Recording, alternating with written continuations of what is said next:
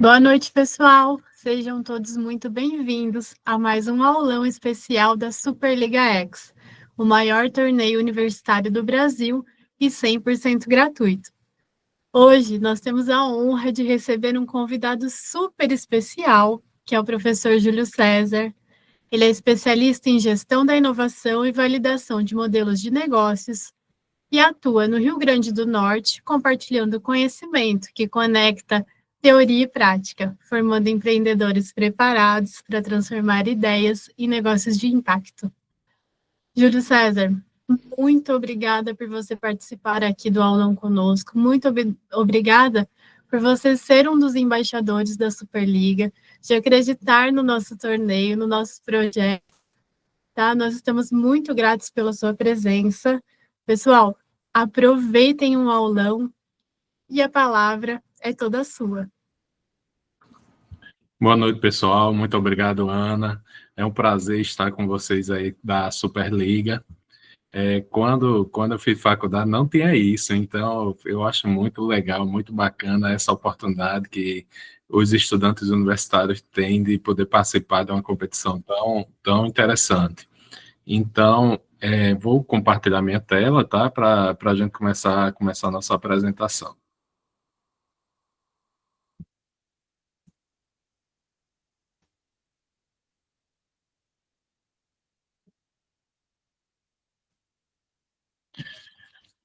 Bem, pessoal, hoje vamos tratar de uma oficina de gestão estratégica com KPI ou OKRs. Vou usar aqui no português, né, com sotaque aqui do Rio Grande do Norte. Então aí sotaque pesado, porque eu estou aqui em Mossoró, no Rio Grande do Norte. Mossoró é uma cidadezinha que fica aqui entre Fortaleza e Natal, a capital do semiárido brasileiro. E espero poder contribuir com vocês na competição, na preparação para a competição da Superliga, e falando um pouco sobre gestão estratégica, sobre KPIs, sobre OKRs, e vamos avançando, tá, gente?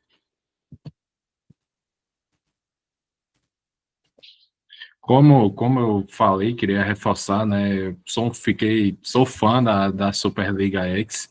É uma competição muito bacana. Queria ter tido essa oportunidade de ter participado de uma competição nesse formato, até para tentar nivelar o conhecimento da formação com outras universidades.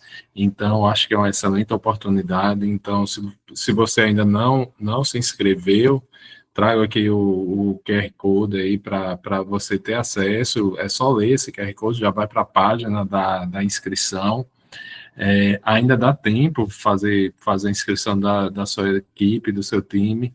E se eu tivesse na universidade, com certeza eu já tava me preparando para participar dessa competição que eu acho muito bacana, que vai contribuir bastante com a formação dos estudantes universitários do país. Indo direto para o assunto, né, eu começo trazendo uma frase de um dos meus autores preferidos, né, que Peter Drucker, que ele fala que o talento mais raro é o talento gerencial. E a gente, com a prática do dia a dia, né, você tem uma oportunidade de planejar e alcançar aquele resultado que você planejou, é muito mais do que um talento, é gestão de alto nível. Então, eu tive a oportunidade eu sou administrador público federal e já tive a oportunidade de passar mais de 12 anos em cargo de gestão na Universidade Federal que eu trabalho. E quando você, de fato, consegue fazer um planejamento e alcançar aquele resultado planejado, é uma satisfação enorme quando você consegue atingir os objetivos, consegue superar as metas, é muito bacana. Então você vê que realmente o planejamento vale a pena, né? Você parar um tempo para pensar, estruturar o planejamento, vale muito a pena. Então, como a gente vai trabalhar com KPIs e OKRs, eu trago uma proposta de metodologia, né, para transformar aqueles objetivos em resultados tangíveis. E a ideia é a gente combinar algumas métricas, alguns indicadores, alguns KPIs com os OKRs. E para que sua instituição possa alcançar um novo patamar de desempenho. Eu sou vascaíno, né, mas fala que o Flamengo, Palmeiras são times de futebol que estão em outro patamar no Brasil. Então a gente precisa trabalhar para organizar nosso grupo, nossa equipe, né, para ter um patamar de desempenho muito acima da média das outras equipes. E a gente vai trabalhar um pouco para tentar explicar como fazer isso, tá? E eu começo falando um pouco sobre o objetivo. E, de fato, o que é objetivo? Até na universidade, eu fui entender, de fato, para que servia um objetivo, uma década depois que eu saí da universidade. Eu sempre vi o objetivo como um alvo, de fato, como uma meta. Eu não via muita diferença, não conseguia enxergar uma diferença entre objetivos e metas. E quando encontrei essa literatura sobre OKRs, né, que vi que objetivos tratavam principalmente de aspirações futuras, eu achei a definição incrível, né? Você partir de um propósito individual, de uma visão individual e criar um objetivo que você direcione para o alcance de um propósito coletivo, de acordo com seus valores, de acordo com motivação, é incrível. E eu tive a oportunidade de desenvolver, presidir alguns planejamentos estratégicos da universidade, e eu fui aprendendo isso com o passar do tempo, né? E quando você começa a perceber que o papel do objetivo é criar uma cultura de alinhamento para alcançar resultados, tudo fica muito mais fácil. E você tem que ter ideia que um objetivo tem parte de uma visão que começa em uma visão individual, mas que vai ser uma visão compartilhada, e essa visão compartilhada vai modificar a cultura da organização e, consequentemente, vai modificar a imagem também da organização. E seguindo, tá? Na definição, todo planejamento, você tem que estabelecer objetivos. Você começa estabelecendo os objetivos. Claro que você não vai querer definir objetivos de acordo com os piores resultados do mercado. Então, os objetivos também servem para posicionamento da organização. Você vai ter que posicionar sua organização nos objetivos de acordo com o que você quer. Você vai querer competir em qual segmento de clientes? Qual cliente você vai atender? Aquele cliente premium, aquele cliente popular? Então, cada um tem um objetivo diferente. Mas, independente do segmento de cliente que você pretende atender, esses objetivos que você vai definir, ele tem que ser eles precisam ser capazes de contagiar todos na organização, de motivar todos na organização. E, mais uma vez, eu reforço, né, que esses objetivos têm que transformar uma visão individual em uma visão compartilhada, e deve-se usar verbos no infinitivo como transformar, ser e outros verbos. Aí trago aqui um exemplo.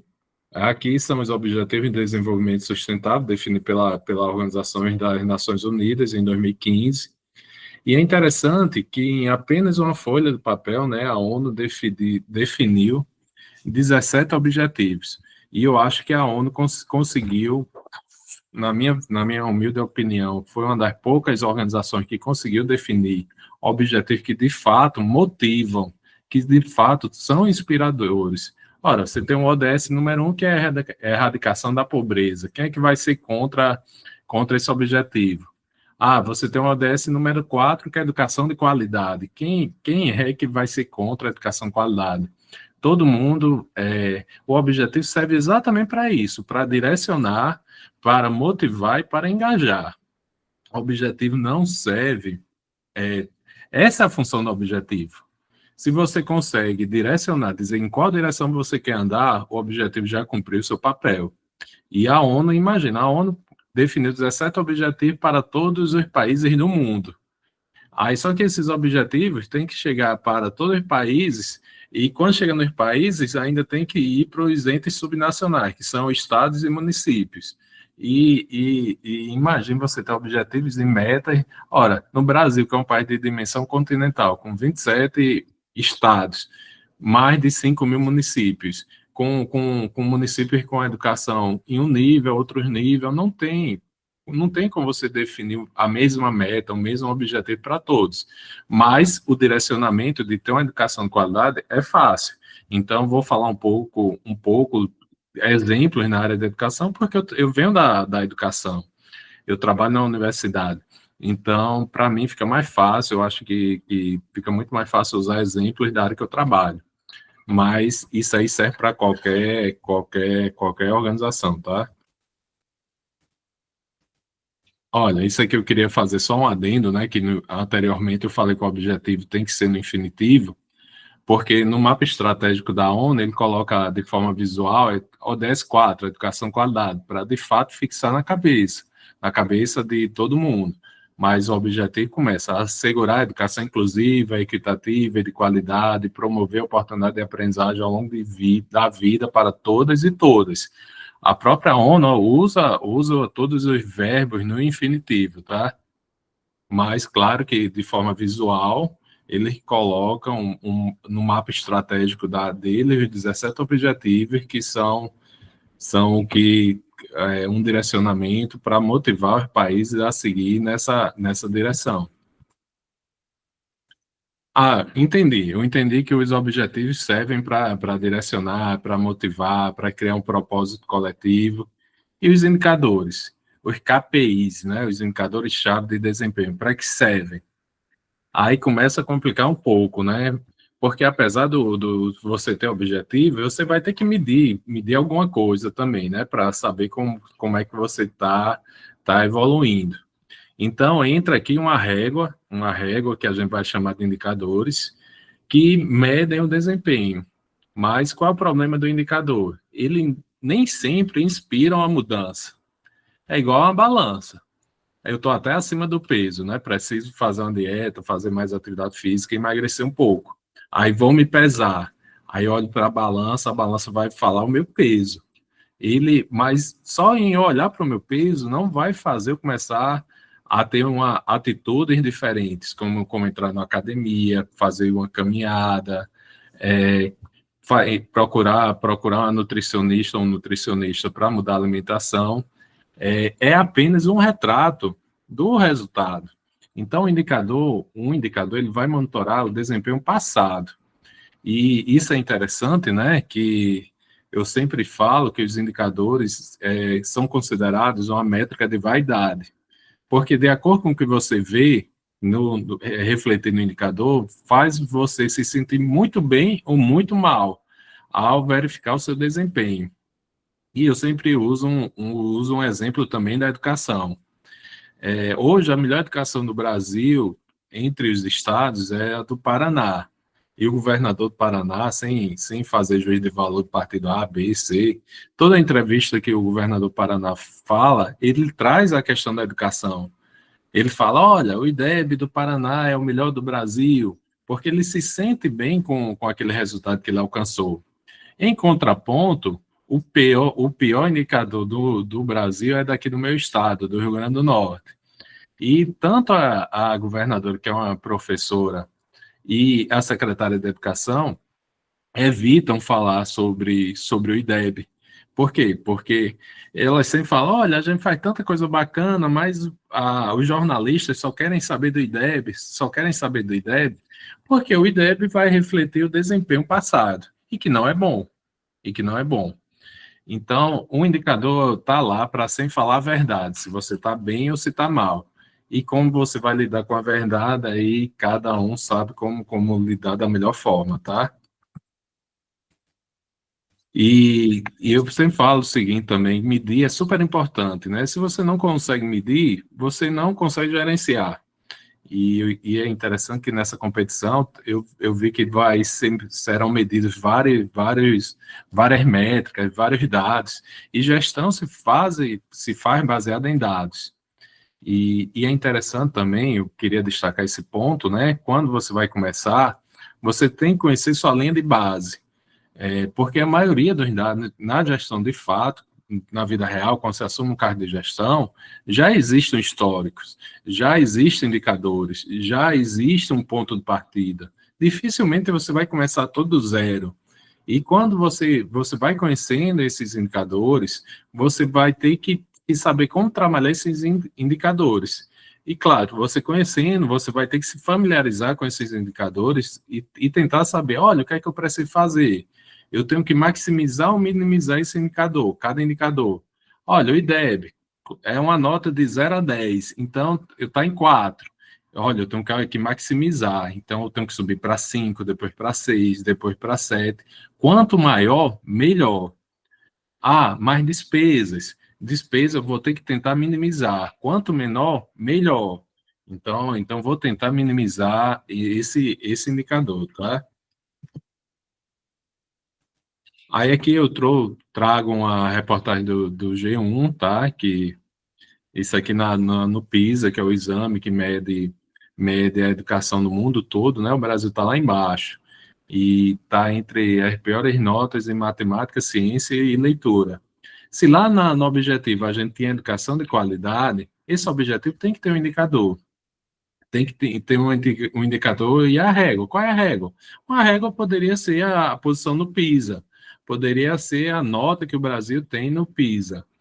Mas é interessante que esse objetivo, mesmo que tenha indicadores, existem resultados chaves que a gente precisa discutir bem. Ah, mas essa nota do PISA, ela é composta por uma nota em leitura, em português, uma nota em ciências e uma nota em matemática. E são algumas competências avaliadas através da teoria de resposta ao item, né? O TRI, que é a mesma metodologia utilizada no Enem. Então, eu tenho um objetivo, tenho um indicador de objetivos, tenho os resultados chaves e tenho também uma régua para cada resultado chave. Tem a nota do Brasil no ranking em 2018, em 2022, e vai ter daqui a algum tempo, e isso vai construindo uma série histórica. E a partir dessa série histórica são construídas políticas públicas para melhorar o desempenho, né, nessas avaliações. Continuando, né, já que a gente falou objetivo, geralmente a forma correta, você não vê é, es- algo específico, mensurável no objetivo. Você vê lá, educação de qualidade, erradicação da fome, e outros objetivos. Então, o objetivo tem a função de direcionar, mas a meta não. A meta é de medir. E como ela vai medir é algo muito conhecido, né? Meta tem que ser smart, ou seja, tem que ser específica. Você vai ter que falar especificamente o que é que você quer alcançar. Tem que ser algo que você consiga medir e tem que ser algo alcançável. Trazer mais uma vez para o esporte, né? Aqui na minha cidade, o meu time de coração é um timezinho pequeno chamado Potiguar do Mossoró. Eu não posso colocar uma meta para o Potiguar estar na Série A.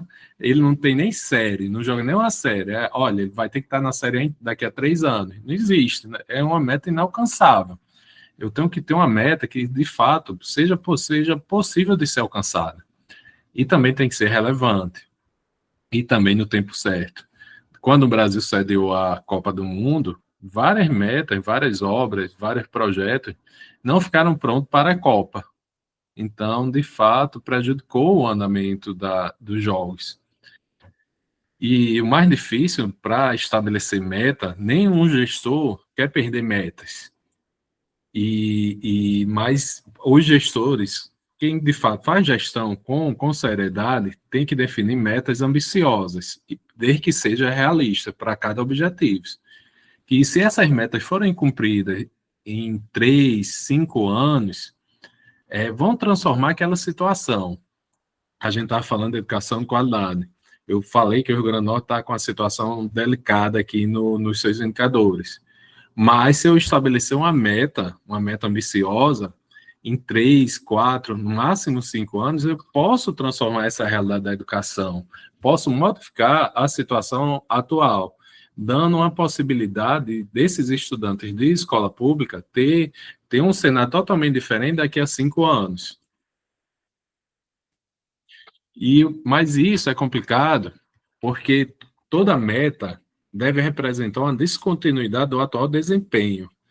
E Natália fez uma pergunta, vamos parar para ver o que Natália perguntou. Professor, tem uma dica sobre como encontrar equilíbrio entre definir OKRs ambiciosos que incentivam a inovação e manter metas realistas que sejam de fato alcançáveis. Olha, Natália, a dica que eu tenho, né, eu acho que você tem que saber de fato, tanto objetivo quanto meta, você está construindo uma narrativa, né? Você como gestor ou gestora, você está fazendo uma promessa. Você está dizendo que você vai cumprir aquele objetivo, que você vai cumprir aquela meta, e quando você assume esse compromisso que vai cumprir, você tem que cumprir. Porque a coisa mais feia para um gestor é dizer que vai fazer uma coisa e e não cumprir. Olha, tem muita gente que fala, olha, eu vou fazer, vou atingir tal meta, vou atingir tal objetivo, e não chega nem perto. Lá na frente eu vou dar algumas dicas nesse sentido, tá? Então, eu espero só que você aguarde um pouquinho que a gente vai chegar lá, tá bom? Por exemplo, eu trago aqui, né? A gente tem que trazer mais uma vez para a educação. Por exemplo, no município, metas são resultados desejados pela Secretaria de Educação, que poderia sair de uma meta 4 para uma 7 no IDEB. Então, como eu estava falando, todo gestor tem que fazer promessas de melhorias excepcionais de desempenho e geração de valor para a sociedade, para os acionistas. E respondendo sua pergunta, se você está fazendo promessa, né, tem que cumprir. E os bons gestores fazem promessas de melhorias excepcionais de desempenho. Eu trago um exemplo de um plano de meta que eu fiz, que eu errei feio na definição do objetivo. Esse aí, para a universidade, esse aqui foi o planejamento estratégico da universidade, que é a UFES, a Universidade Federal Rural Semiárido. E no primeiro objetivo foi definido o seguinte: ampliar a captação de recursos. Ora, se eu estava falando agora há pouco que meta tem que ser motivar, criar um propósito coletivo, como é que ampliar a captação de recursos vai motivar ninguém? Então, nesse caso específico, eu trouxe uma falha que eu cometi, uma falha enorme. Esse objetivo que eu coloquei no mapa estratégico, apesar de ser importante, não consegue motivar ninguém. Mas o que eu trouxe também aqui é o esqueleto, né? Você define o objetivo, e esse objetivo tem uma meta estratégica, que essa meta tem que ser uma meta SMART, né? Específica, mensurável, alcançável, realista e temporal no tempo certo, né? Tá aqui, a meta é ampliar em 30% a captação de emendas parlamentares em relação ao ano base. Definir a polaridade, quanto maior, melhor.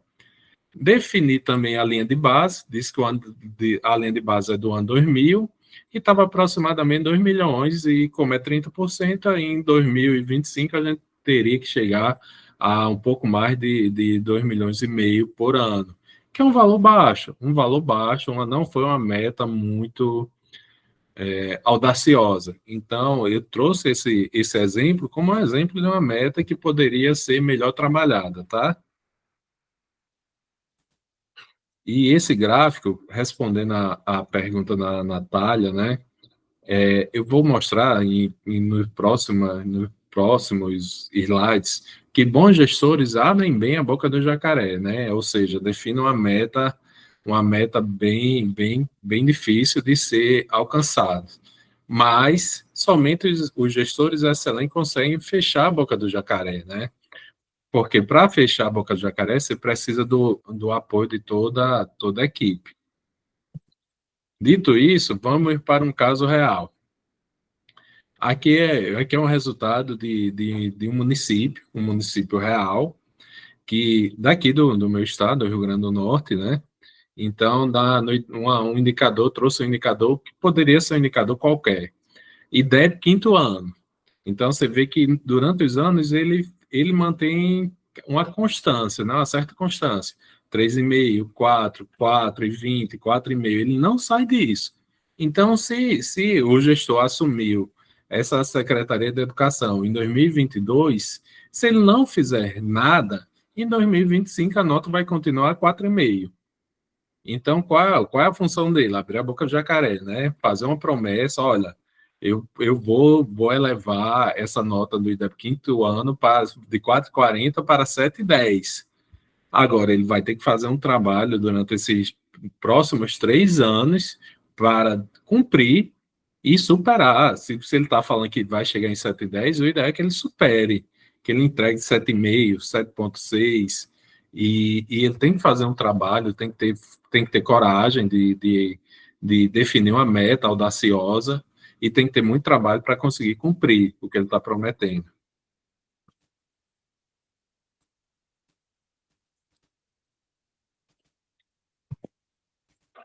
Aí trazer mais um outro exemplo, né? Agora um exemplo positivo. A universidade que eu trabalho tem uma dificuldade enorme com a questão da inovação, né? Para vocês terem uma ideia, a gente tinha pouquíssimas patentes na universidade. Então, quando o gestor vê a linha de base, né? Olha, por ano a universidade só tá em 2020, só depositou uma patente. Então, se eu fosse definir uma patente num período de 5 anos, se eu consigo depositar uma por ano, minha meta será 5, no máximo 6.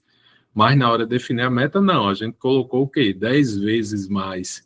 Olha, a gente vai ter que providenciar o depósito de 50 pedidos de patentes no INPI ao longo do período. E tinha que chegar em 2025 com essas 50 patentes depositadas. Aí, na hora de definir, o pessoal foi muito criticado esse ponto. Como é que você coloca 50 pedidos de patente se a universidade só consegue depositar um pedido de patente? Porque a função do planejamento, a função do gestor é essa. É definir metas ousadas, metas audaciosas e trabalhar para cumprir. E bora ver como terminar essa história, né? A universidade tem mais de 60 anos, né? E até 2020 só tinha 9 depósitos de patente, sendo 6 com a UFRN. Ou seja, quando a universidade queria depositar alguma patente, procurava a UFRN, que é a universidade que fica em Natal, e pedia apoio técnico, né? Mas depois da definição do planejamento de agosto de 2020 até março de 2025, já tinha 84 depósitos de patentes, sendo apenas 4 com a UFES como co-titular. Então, para você ver, a universidade não depositava uma patente por ano, mas depois do planejamento, planejou entregar 50, e até o final do ano, vamos entregar mais de 100 depósitos de patente, né? A gente disse que fez uma promessa que ia melhorar o desempenho em 10 vezes, mas, de fato, a gente vai entregar mais de 20 vezes. Então, gestão se faz assim, você constrói uma narrativa, faz uma promessa, olha, vou entregar 10 vezes mais resultado, mas você tem que ter consciência, Natália, respondendo sua pergunta, que você tem capacidade de entregar muito mais. Então, porque quando você vai definir uma meta, a meta é a base, é piso. Então, você não pode, como gestor, aceitar que você não cumpra o que você mesmo prometeu.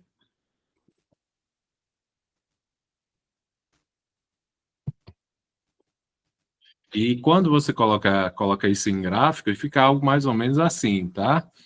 E isso reflete em vários outros resultados. Não, a universidade não melhorou somente em patentes, melhorou em desenvolvimento de programas de computador, no registro de marcas, registro de cultivares. Então, começou a trabalhar porque o pessoal começou a criar gosto. Criar gosto. Olha, patente não é coisa de outro mundo.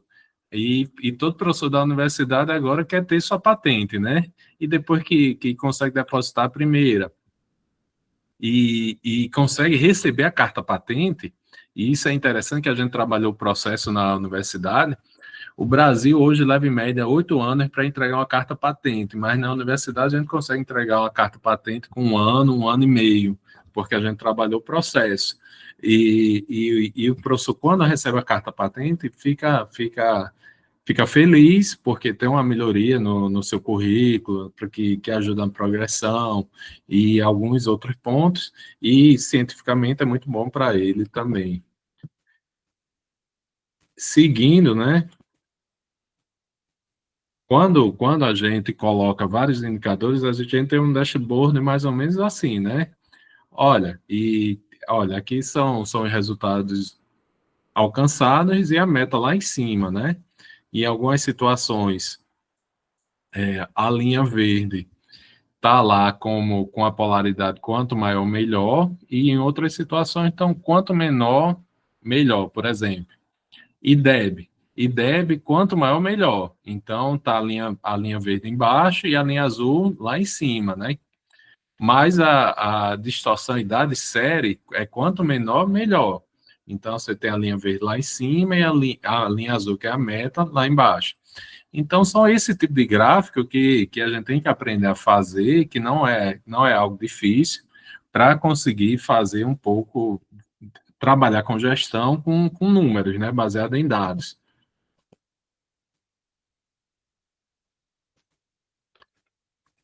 Dito isso, né, também eu tenho que destacar que melhoria em desempenho existem grandes mudanças.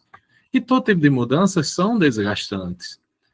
Porque toda mudança, você vai surgir novos encaminhamentos, providências, novas tarefas, e essas mudanças geralmente são implantadas em um ambiente rígido. Ninguém gosta de mudança. Eu gosto de brincar quando falo de mudança, que eu corto o meu cabelo com a mesma pessoa desde os 15 anos, para não ter que estar explicando como é que o cabeleireiro tem que cortar meu cabelo. E é isso, ninguém gosta de tá mudando. Por quê? Porque a pessoa sente segurança quando está seguindo um determinado protocolo, um determinado processo. E quanto mais você conhece aquele processo, mais segurança para trabalhar. Mas com as mudanças tecnológicas, você tem que estar fazendo mudança o tempo todo. Mas em gestão, tem mudanças são desgastantes. E quem não tem coragem de enfrentar esse desgaste, não serve para ser gestor.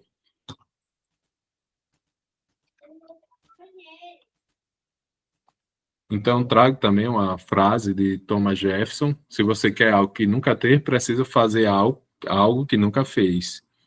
E gestão é muito isso. Se você quer ter um resultado diferente, você tem que fazer algo que você nunca fez, que sua equipe nunca fez. Você tem que procurar conhecer coisas novas, ler livros novos, participar de palestras, aprender com pessoas melhores que você, para conseguir colocar a inovação de fato para funcionar.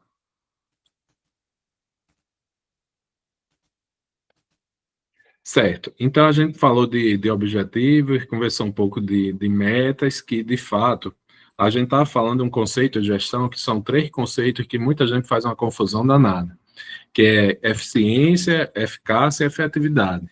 Então, a efetividade se trata especificamente de cumprimento de objetivos e metas. Se você conseguiu cumprir seus objetivos e suas metas, você tem uma gestão efetiva. Mas você também, para cumprir isso, né, você vai ter que fazer algumas escolhas. E essas escolhas, aí entra a questão da eficácia. Eu sempre falo que você tem que escolher um caminho para alcançar o seu propósito. E esse caminho, geralmente, a gente define isso num plano de ação. E para você aí escolher esse caminho, você vai ter que definir. Eu vou pegar qual é o caminho? Vai ser o mais econômico, o mais efetivo, o mais curto, o mais rápido, ou qualquer outro, né?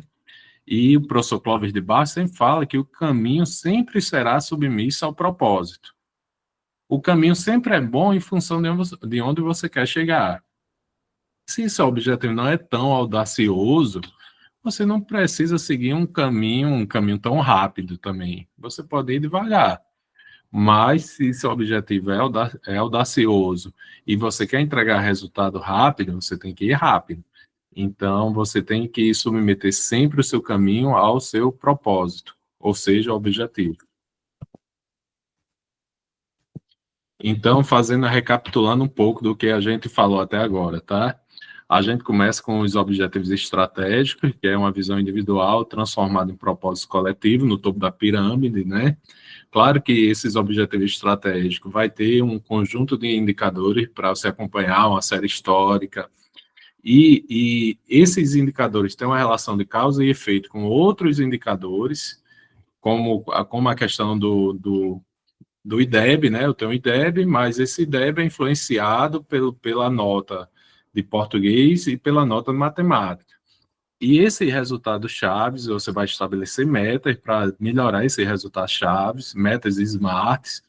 Você vai monitorar esses resultados para ter a série histórica, vai construir um plano de ação, definir quais são os caminhos e vai executar, que está lá na base da pirâmide. E você sempre vai vendo a relação de causa e efeito. Quando você vai executando o plano de ação, esse plano de ação, que é um caminho para quê? Para você alcançar as metas. E essas metas-chave tem que melhorar o quê? Melhorar o indicador do objetivo. Melhorando o indicador do objetivo, você está mais perto do propósito coletivo.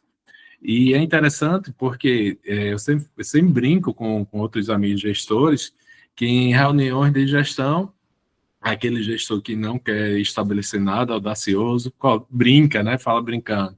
E aí, nessas metas, será que eu não posso realizar 10 reuniões por ano, reuniões de gestão? Não, meu amigo. Reunião não entra como meta, você não vai conseguir alcançar nada fazendo uma ou mais reuniões. Então tem que estar sempre em direção ao alcance do propósito coletivo, que é o topo da pirâmide, né? A gente tem que escalar essa pirâmide. Temos que escalar essa montanha. Escalar uma montanha nem sempre é fácil, mas quando você está no topo da montanha, a visão sempre vale a pena todo esforço.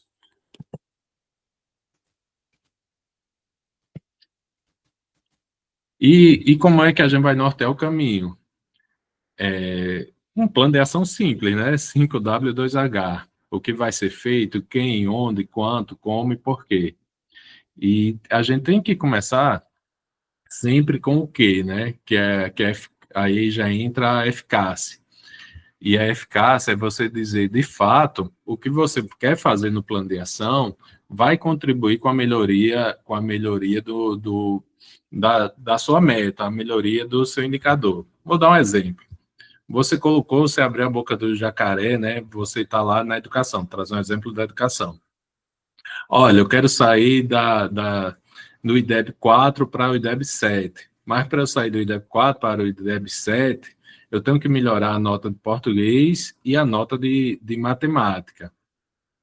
Então assim, e para eu melhorar essa nota de português, eu vou colocar entre as iniciativas estratégicas, o que aqui, que a gente vai ter que criar um laboratório de robótica. Não tem relação nenhuma com a meta de português. A robótica talvez melhore a questão de conhecimento lógico, talvez ajude na nota matemática, ou se não coloca, olha, a gente vai montar um planetário para a gente estudar astronomia. Como é que isso vai melhorar o resultado português? A gente tem que ser mais direto. Olha, eu vou criar uma monitoria no contraturno com professores de português para reforçar o conteúdo aprendido em sala de aula de gramática. Isso é uma iniciativa que melhora a nota de português. Então, tem que ter uma relação de causa e efeito. E a gente tratou a efetividade lá nos objetivos e metas, a eficácia no que vai ser feito, e os demais são eficiência, né? Você vai conseguir executar o que você definiu da melhor forma possível. E o mais importante, eu sempre gosto de logo após fazer o ok, responder o porquê. E esse porquê, por que isso melhora o indicador? Então, na gestão, você tem que pensar logo assim, olha, eu quero fazer isso para melhorar o indicador. Por quê? Baseado em quê? A literatura fala, alguém já fez isso e de fato deu resultados. A Olimpíada Científica de Matemática, os alunos que participam da Olimpíada Científica de Matemática melhoram o seu resultado em matemática? Sim. Isso está evidenciado aonde? Tem algum artigo, tem alguma informação, por exemplo, a Sociedade Brasileira de Matemática. Então, tem como justificar que, de fato, isso dá resultado?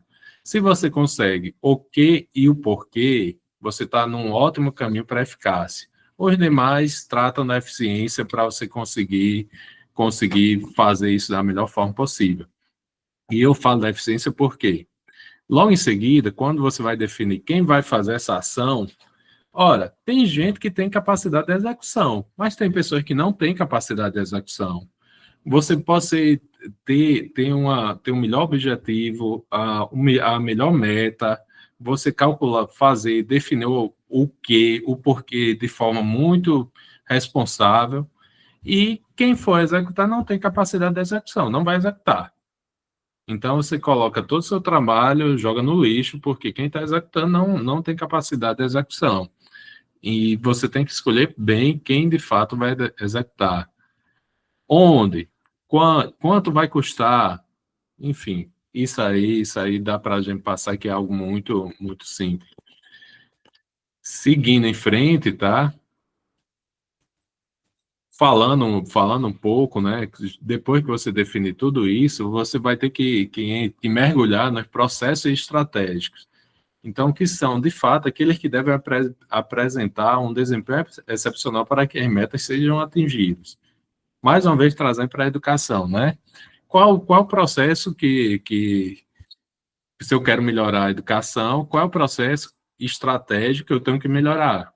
O processo de ensino, né? Em tese, é algo muito lógico, né? Então entra a questão, ver como é que isso pode ser melhorado, o processo de ensino, para que tenha uma maior retenção e aprendizado em sala de aula. Aí começam as discussões. Como melhorar esse processo de ensino é uma discussão longa com toda a equipe, né? Mas você tem que discutir processos.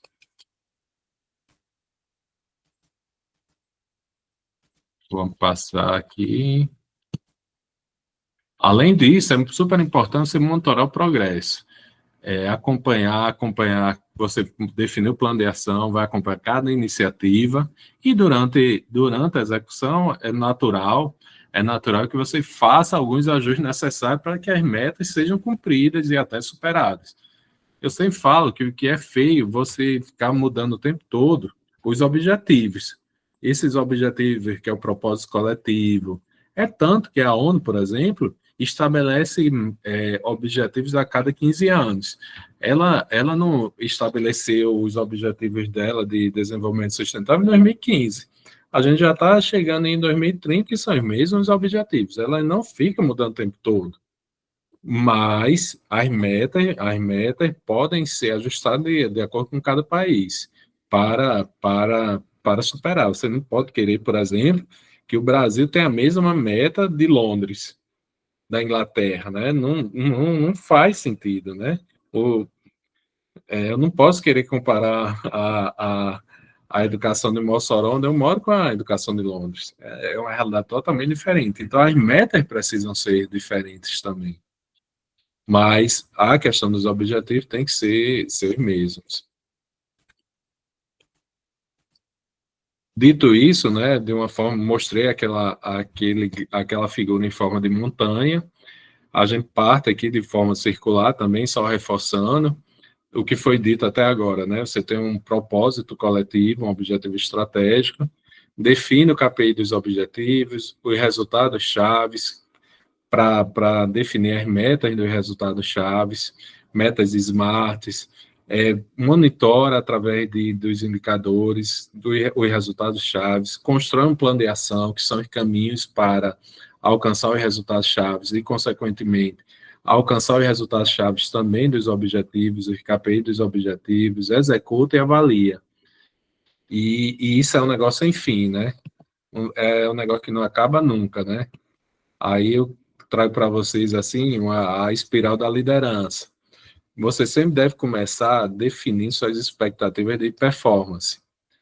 Aí, quando você define, né, assim que você definiu olha, já sei qual é o objetivo, já sei qual é a meta, aí você vai ter que comunicar e negociar. Olha, imagina se eu chego para um professor de uma escola pública e falo, olha, a partir de semana que vem, para a gente melhorar as notas do IDEB, todo professor vai ter que dar aula no sábado. Então, a confusão é enorme, né? Mas aí você vai ter que comunicar e negociar, porque muitas vezes vai ter que tirar a equipe da zona de conforto.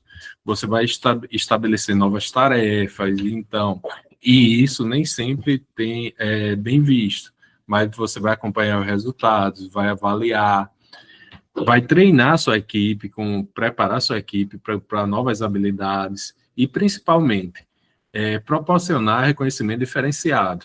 E eu sempre falo que se na administração pública você consegue proporcionar um reconhecimento diferenciado, imagina a iniciativa privada.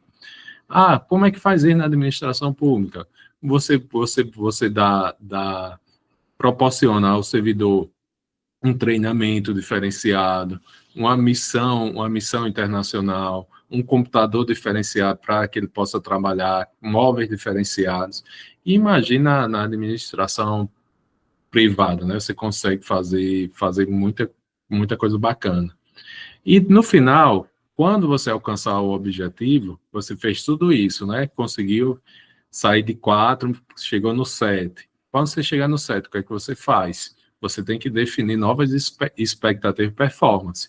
E esse ciclo não acaba nunca, né? Você vai sempre melhorando, sempre comunicando, sempre treinando, sempre proporcionando reconhecimento diferenciado, sempre avaliando e sempre definindo novas expectativas de performance. Claro que essas expectativas sempre são subindo, né? Nunca a gente pode regredir, né? Tem que ser sempre melhores. Deixa eu tentar abrir aqui. Isso aqui foi feito de um município que a gente tá trabalhando, só para mostrar para vocês como é feito isso na prática, tá?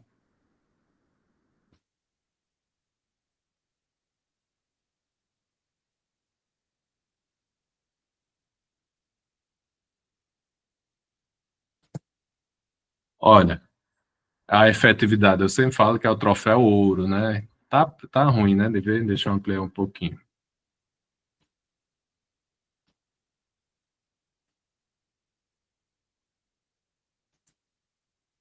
Olha, o objetivo, garantir o acesso à educação inclusiva, qualidade e equitativa, ODS 4.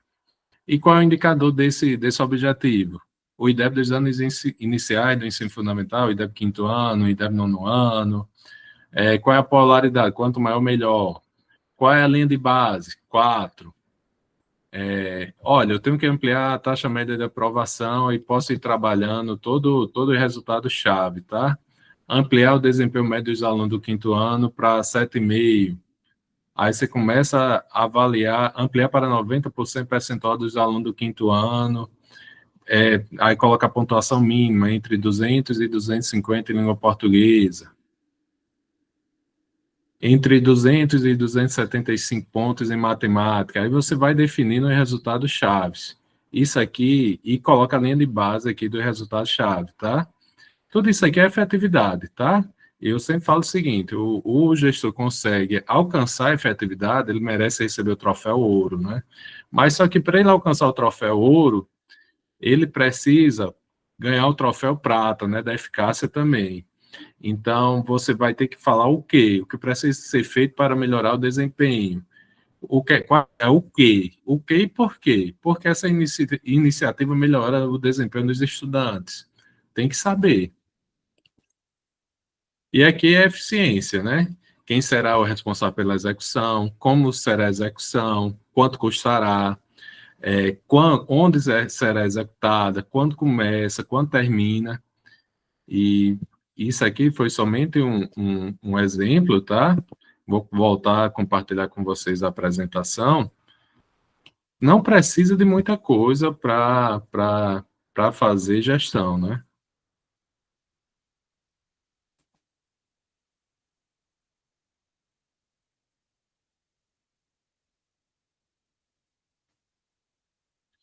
E tentando cumprir o horário, deixo meus contatos aqui, tentei trazer de forma clara, tentei explicar de forma clara um pouco sobre o que é gestão, gestão estratégica, o que é objetivo, o que é OKR, e agora fiquem à vontade para fazerem qualquer pergunta, eu estou aqui à disposição. Vou parar a apresentação aqui para a gente conversar um pouco, tá?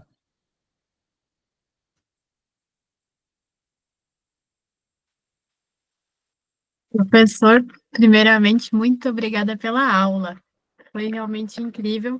Tenho certeza que o pessoal acha a mesma coisa. E aqui, recebi algumas perguntas no WhatsApp. Posso te mandar já? Pode Então tá disparar. bom. Não foi uma aula, né? Foi um bate-papo, né? Foi um bate-papo para a gente trocar um pouco de experiência. Sim. Aqui é uma pergunta do Vitor.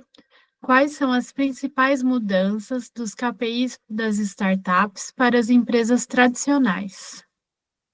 Certo. Quando se trabalha com startups, Vitor, aí entra a questão de faturamento, aí, porque a startup tem outro ciclo de vida, ele começa com ideação, validação, você vai montar aquele Canva, vai para fazer uma prototipagem começa com a prototipagem de baixa fidelidade, aí vai melhorando para uma prototipagem de alta fidelidade, vai se preparar para um pitch, aí vai se preparar para captar investimento, para uma rodada de investimento, e tudo isso tem os objetivos, que pode ser, por exemplo, captação de investimento.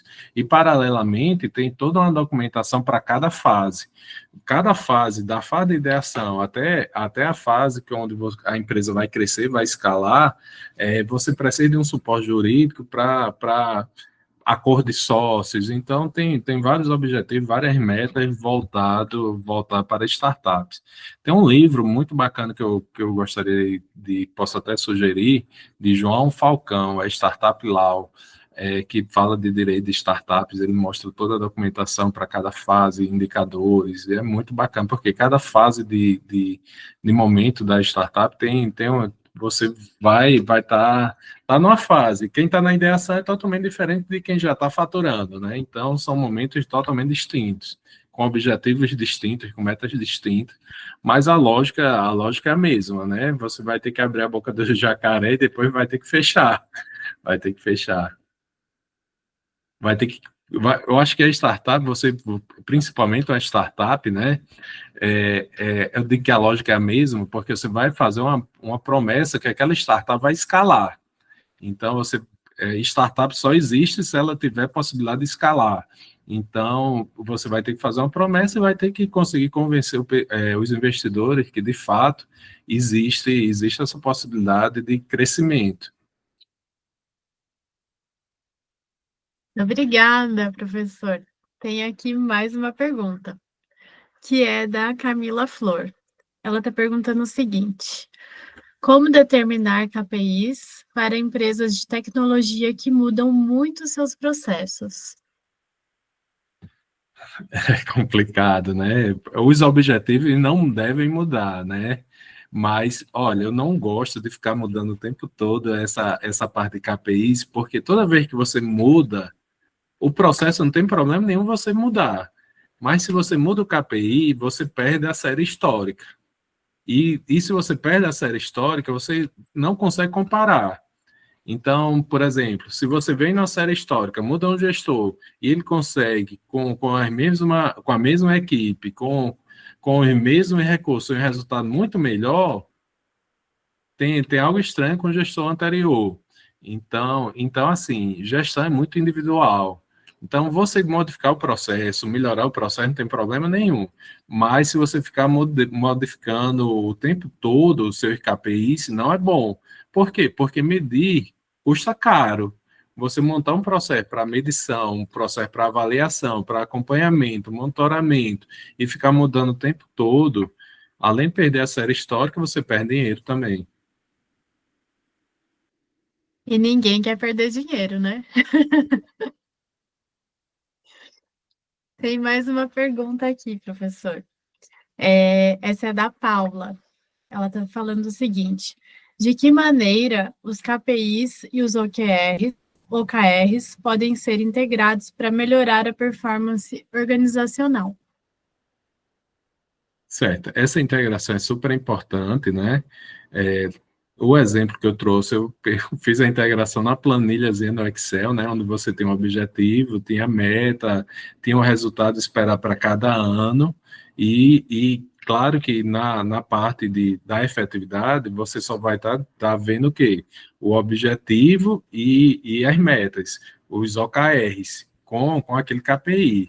O plano de ação é algo à parte. Então, o plano de ação é muito individual de cada gestor. Como você qual caminho você vai seguir para alcançar aquele resultado?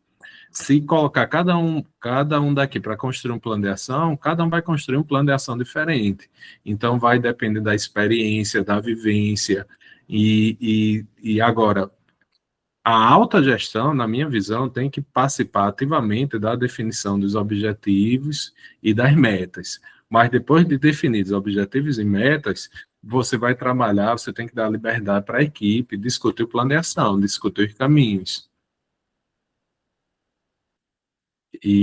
Mas de fato, é algo difícil você conseguir integrar objetivos, metas, KPI com plano de ação e fazer esse monitoramento, alcance de resultado, e estar sempre fazendo isso. Na universidade, a gente realiza reuniões trimestrais para acompanhamento de resultados. Então, a gente vai apresentando os resultados, e nessas reuniões, quando você não alcança o resultado, você tem que justificar. E é chato, né? Você fazer uma promessa e não alcança o resultado, aí tem que estar justificando por que não alcançou. É algo que para quem tem vergonha na cara, é muito feio, é muito chato. É verdade, concordo contigo. Tem aqui agora a Júlia, ela fez uma pergunta. Como definir OKRs no marketing que equilibrem crescimento a curto prazo, como geração de leads, com objetivos estratégicos de longo prazo, como fortalecimento da marca? Certo, vamos por parte, que a pergunta é grande e a pergunta é difícil, né? Olha, o objetivo é de longo prazo. Então, você não vai conseguir alcançar objetivos a curto prazo. Então, quando a gente trabalha com objetivos, é pelo menos 5 anos. Você não pode trabalhar com objetivo no curto prazo. Objetivos, como eu falei, a ONU define objetivo para 15 anos. Agora, caso esses objetivos sejam cumpridos, eles vão transformar a realidade da organização. Então, o objetivo é longo prazo, 5 prazos. Agora, para equilibrar o curto prazo, que você vai ter que ter o resultado o tempo todo, né? Aí é gestão de rotina. Você tem a gestão de rotina da sua organização, mas o objetivo, planejamento estratégico, a gente está falando de transformação. É você sair do ponto A para o ponto B. É você subir a montanha. Então, é sair de numa situação A para uma situação B, uma situação muito melhor.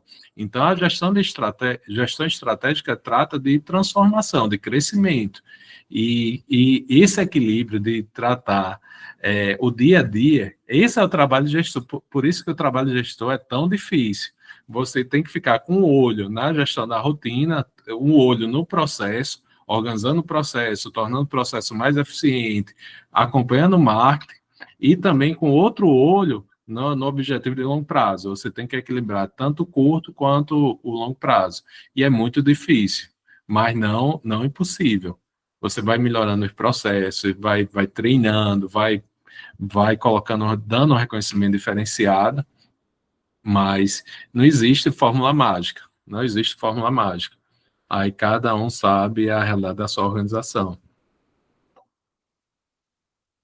Professor, e a Júlia, ela trouxe mais uma pergunta aqui.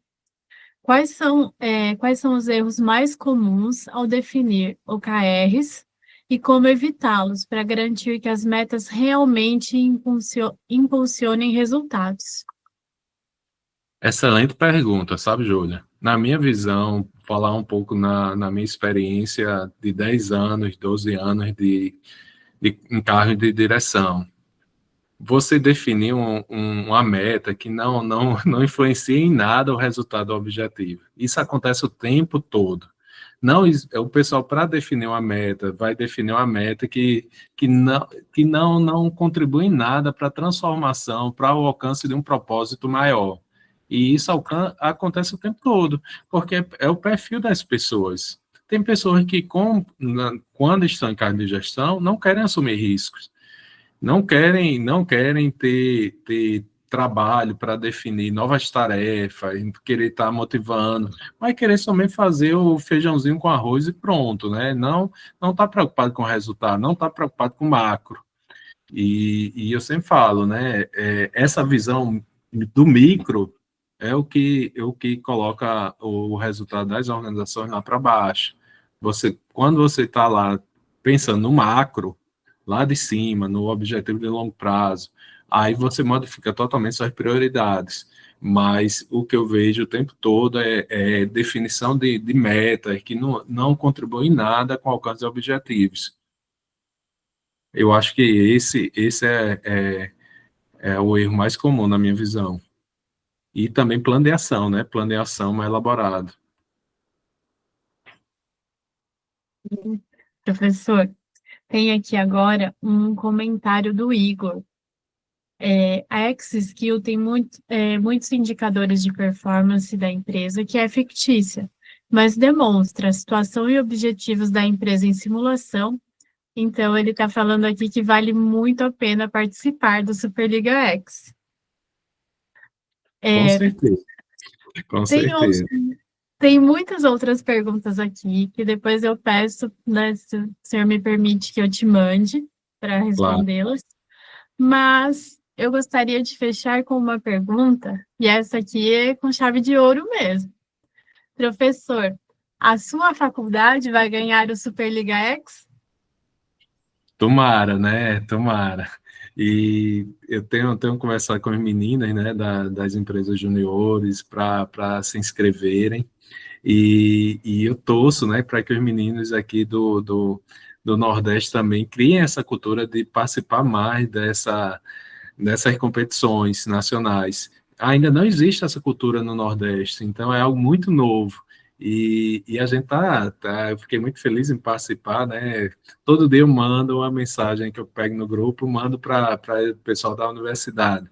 Ei, pessoal, vamos participar, vamos se inscrever. Mas a mudança é uma mudança cultura que leva tempo, né? Leva um pouquinho de tempo. Mas eu fico muito feliz e espero. Hoje eu estava até, Ana, vendo assim, eu achei tão interessante a Superliga, e no Brasil tem tantas empresas juniores, né? E elas são tão competitivas, tem federações, tem RN Júnior, Brasil Júnior. Fica a sugestão, quem sabe, fazer uma competição somente com as empresas juniores do Brasil, acho que seria bem interessante também. Com toda certeza. Sua sugestão já foi anotada aqui e a gente vai pensar numa próxima. Professor, eu agradeço muito a sua participação, o seu empenho, o tempo que o senhor gastou mesmo para estar aqui com a gente, para passar conhecimento. E eu gostaria que, ainda assim, o senhor deixasse uma mensagem para encerrar essa conversa, que foi realmente muito agradável e que, com certeza, agregou muito para todos nós aqui. Certo. Então, eu queria primeiramente agradecer o convite de participar da Superliga. Para mim, eu vejo como uma excelente oportunidade de estar conversando, aprendendo com cada um de vocês.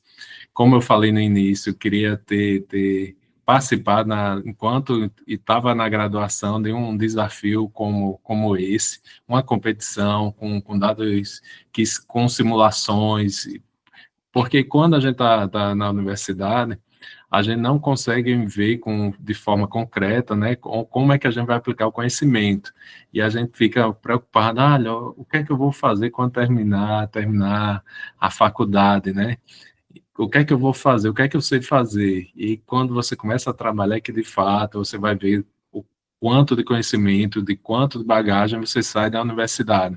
Então esse tipo de competição é super importante para consolidar esse conhecimento enquanto você está assistindo aula ainda.